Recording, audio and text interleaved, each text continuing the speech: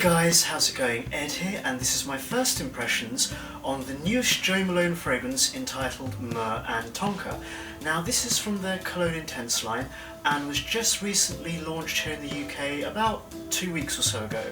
So at the weekend I popped into my local Jo Malone boutique here in Cambridge, doused myself down head to toe in this and applied a lot to a couple of card strips and lived with the fragrance for pretty much an entire day, so hopefully my first impression is going to be reasonably accurate. But to be perfectly honest, when the fragrance opened up, I wasn't entirely impressed. There's this sort of soft, sweet opening that's with lavender, a little bit of tonka bean for some sweetness. There's this odd irisy note in there as well, but it's okay. It's nothing groundbreaking, and as it dries down, the myrrh, vanilla, tonka bean, almond accord sort of really fuses and comes together, and it smells nice, but sort of nothing more than that. It's soft, it's pretty, it reminds me of the colour purple for some reason. I smell this fragrance and I think of purple or a light purple or mauve perhaps, and it's a very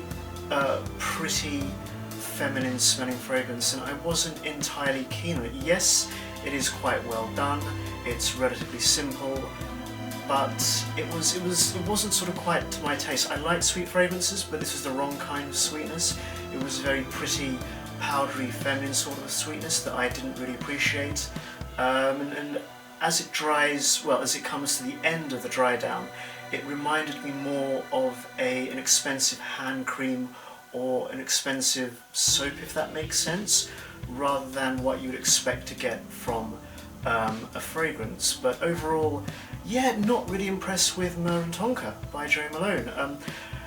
Performance on this was better than your usual Jo Malone fragrances. It's interesting because Jo Malone as a house seems to have this one criticism levied at it time and time again, and it is of poor performance, weak sillage, weak projection.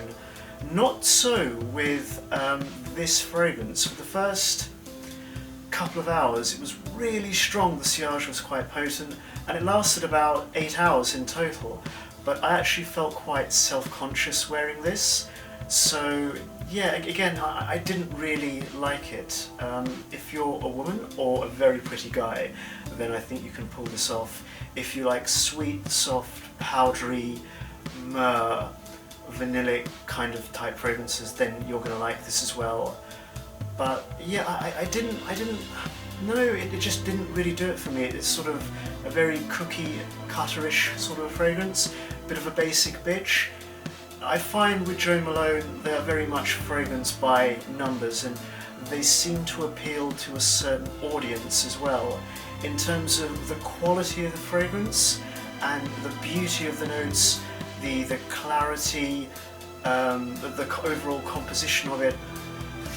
Yeah, I mean, again, not a fan. I mean, it's nothing to really sort of rave about. It's well done, I suppose. It's reasonably safe.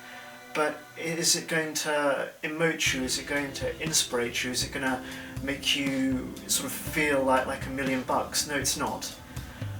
So I'm sort of disappointed with this latest offering from Jo Malone. So there you go, that's been my first impressions of Myrrh and Tonka, Cologne Intense by Jo Malone. Hope you guys have enjoyed it. Cheers for watching and take care.